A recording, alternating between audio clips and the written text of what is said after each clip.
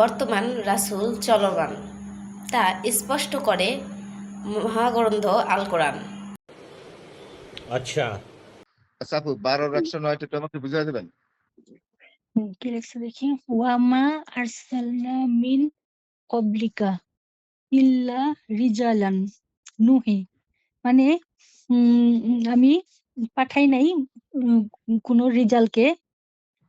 ওয়ামা আরসালনা মানে পাঠাই নাই মিন কবলিকা আগে, ইল্লা রিজালান মানে রিজাল ছাড়া আমি কোনো রাসূল পাঠাই নাই। রিজালের মধ্যে থেকে আল্লাহ রাসূল পাঠান। রিজাল মানে আমি আগেই বলছি শক্তিশালী গবেষণায় যারা কোরআনের পারদর্শী তাদের হলো রিজাল বলা হয়। রিজাল ছাড়া আচ্ছা আল্লাহ রাসূল বানান না। আচ্ছা ঠিক আছে বুঝলাম।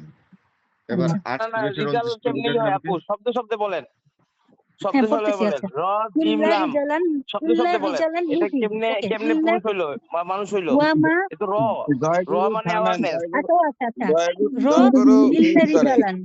আমি এটা করে আমি চলে যাব 48 এর 29 একটু বুঝিয়ে দেন আমাকে। 48 এর 29।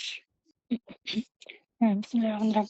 মুহাম্মাদুর রাসূলুল্লাহ মানে মুহাম্মদ হলো যে নাকি প্রশংসিত, আল্লাহর কাছে যে প্রশংসিত সে হলো আল্লাহর রাসূল। তাইলে মোহাম্মদ কোন ব্যক্তি না? না, কোনো ব্যক্তি না। মুহাম্মাদুর ব্যক্তি রাসূলুল্লাহ, না। রাসূল কোনো আচ্ছা একজন রাখেন নির্দিষ্ট ব্যক্তি না। আজকে হ্যাঁ, এখানে একটু দাঁড়ান, একটু ওয়েট করেন। জি না নাম কি আপু? শিবটা। জি। শিবটা নামের অর্থ কি? শিফরা নামের অর্থ কি ওটা আল্লাহ তো নাম আমাদের কোনো কোরআনে কোনো নাম ধরে ডাকে নাই। এটা নাম আল্লাহর কাছে কোনো ম্যাটার না। রাখেন নাম তাহলে শিবটা গুণগুলো নামের হলো অর্থ ম্যাটার। যাই হোক, শিবটা নামের অর্থ দিয়ে যদি আপনাকে বিচার করি তাহলে আপনি তো নেই। আপনি কে বলেন?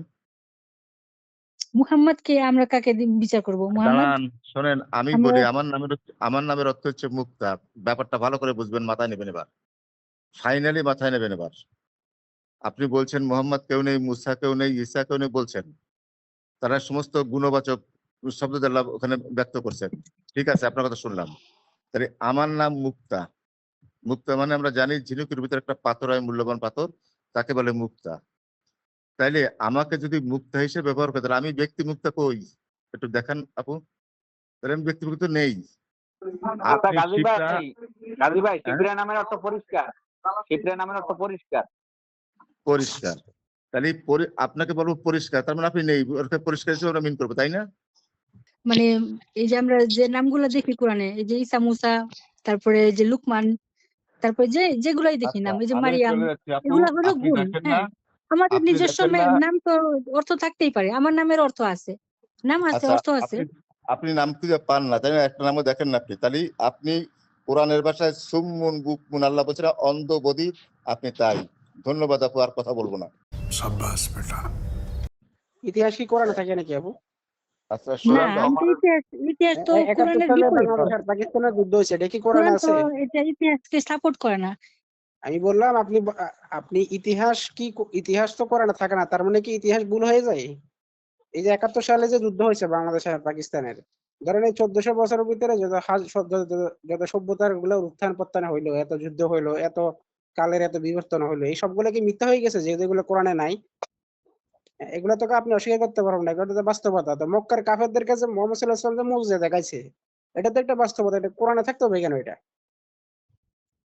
কোরআনের প্রমাণ নাই তো। হ্যাঁ, আমার কথা হচ্ছে যে আমার কাছে তো ঐতিহাসিক প্রমাণ আছে। আপনি তো ইতিহাসকে অস্বীকার করতে পারবেন না, এই কথা বলে যে আমি ইতিহাস তো অস্বীকার কোরআনে করতেছি নাই, না, তাই আমি না? বলতেছি যে কোরআনে নাই বলতেছি, কোরআনে নাই, আমি ইতিহাসে নাই বলি নাই। আমি বলছি কোরআনে না কোরআনে থাকলে নাই তো যে এটা কোনো নবীরা পয়েন্ট কোনো মেক করে না। মুজিজা দেখাইছে। নবীরা ঠিক আছে, মুজিজা দেখাইছে, এটা কোরআনে নাই। এই যে আমার কথাটা হচ্ছে আপু, ধরেন আমি আপনার সাথে একমত হইলাম যে কোরআনে মুজিজার কথা লেখা নাই, কিন্তু কোরআনে নাই লেখা নাই দেখে কি মুজিজা হয় না বলতে চাচ্ছেন আপনি? হ্যাঁ, আল্লাহ তো বলছে যে কোরআনটা হলো আমাদের আশেপাশের সব জিনিসকে সত্যায়িত করে। তো আশেপাশে তো আমরা তো দেখি না কোনো আপনি মুজিজা। আপনি আচ্ছা, 71 সালে বাংলাদেশে যে যুদ্ধ হয়েছে, এটা কি সত্য নাকি মিথ্যা? অবশ্যই সত্য, কিন্তু এটা কোরআনে নাই এটা কি বলতেছি। কোরআনে আছে? তো না, ঠিক আছে, কোরআনে তার মানে এগুলো নাই। কোরআনে না থাকলে সুতরাং তো এখন সত্য হতে ওই পারে নাকি? ওই ইতিহাস আমাদের আলোচনার দরকারই নেই। আমরা কোরআনে কি আছে এটাই দেখি। আরে আরে আপু শুনেন না, কোরআনে কি তো কোনো কি দরকার মুজিজার আছে না কথা নাই। দরকার সেটা আপনাকে বুঝে দিচ্ছি কোরআনে আমি তো এখন। কোনো আপনি মুজিজা নাই। নবী আরে রাসূলের শুনেন কোনো না রে আপু, মুজিজা কোরআনে নাই। আমি কি বলছি নাকি কোরআনে মুজিজা আছে? আমি কি বলছি নাকি এটা? আপনি আমার কথাটা না, তো ভুল আপনি বলছেন যে প্রমাণ ইতিহাসে করছেন। পাই আমরা। ইতিহাসে পাই। হ্যাঁ, ইতিহাসে পাইলে পাবো। আরে আপু, অসুবিধা কি? আপনি তো আমার পয়েন্টই বুঝেন না এখনো। আমার কথা হচ্ছে যে এই যে কোরআনের মধ্যে যে 71 সালের ঘটনাটা নাই, তার মানে তো আমরা এটাকে অস্বীকার করতে পারবো না, তাই না?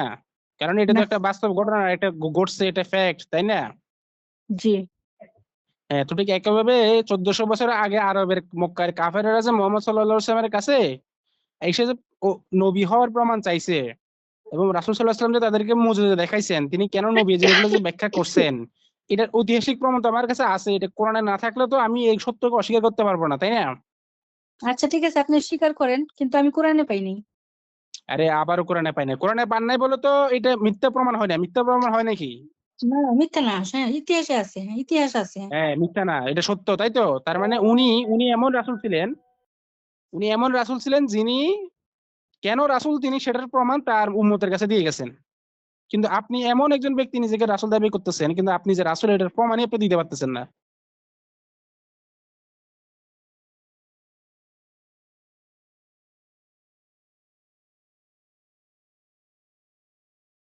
রাসূলের প্রমাণ হয় কিভাবে? রাসূলের মুজিজা কি? রাসূলের মুজিজা হলো তো কোরআনের রাসূলের যদি ব্যাখ্যা করা। প্রমাণ না কোরআনের হয় আপু, সঠিক আমাদের তো কোরআন নিয়ে সমস্যা। আমাদের তো এই সমস্যা অন্য আমার কোনো এই সমস্যাটা একই দেখার কথা। আগে আমাকে কোরআনটা আমিও নিয়ে তো ভাবতে রাসূল আপু, হবে আগে। শুনেন আপু, আমরা তো কোরআনটাই জানি না। আমিও রাসূল।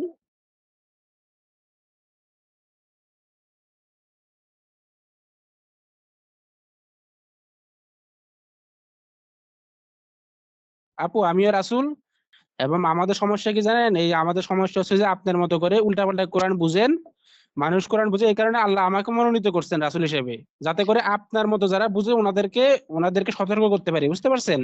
এবং আল্লাহ তাআলা আমাকে ওহীর মাধ্যমে জানিয়ে দিয়েছে যে এই যে মহিলা যিনি নিজেকে রাসূল দাবি করে, তিনি আসলে কোনো রাসূল না, তিনি আসলে ভণ্ড।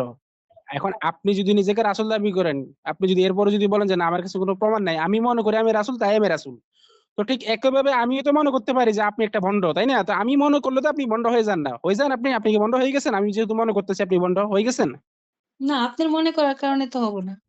তো ঠিক আপনি তো যা ইচ্ছা একইভাবে মনে করতে আপনার মনে পারেন। করার কারণে তো কিছু হয় না। আপনি মনে করতেছেন নিজের রাসূল, তার মানে তো আপনার মনে করা দিয়ে তো কেউ রাসূল হয়ে যাবে না, তাই না? না, ঠিক আছে। তা না, আপনি কোনো হ্যাঁ, জোর জবরদস্তি নাই। আল্লাহ বলছে যে দিনের বেলায় কোনো আবার জোর আবার জবরদস্তি জোর নাই। জবরদস্তি না। তো যে আপনি যে আসবে ওটা স্বেচ্ছায় আসবে। আল্লাহ যে আল্লাহ নিবে কোরআনে আরো কি কোরআনের বলছে সঠিক জানেন? বুঝবে সে স্বেচ্ছায় নিবে। আল্লাহ কোরআনে এটার আরো অনেক বলছে, আয়াতই আছে। তোমরা কি চিন্তা করে দেখো না?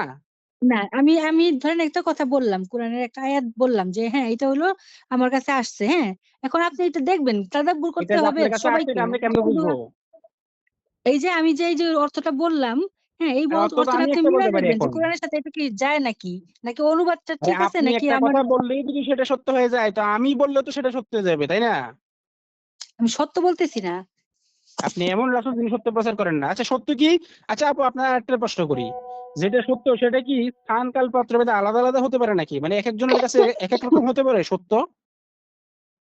না, না, তো তাহলে আপনি একজন রাসূল, এখন আরেকজন রাসূল ব্যাখ্যা করছেন একভাবে, আপনি আরেক মতো মানে অন্যভাবে ব্যাখ্যা করতেছেন। তো এখন তো আমরা দেখতেছি সত্য চেঞ্জ হয়ে গেল। সত্য তো চেঞ্জ হয় না। যেমন 2 যোগ 2 সমান 4, এটা সত্য। এটা তো দুনিয়ার কোনো জায়গায়, কোনো সময়, কোনো কালে, কোনো স্থানে এটা চেঞ্জ হবে না।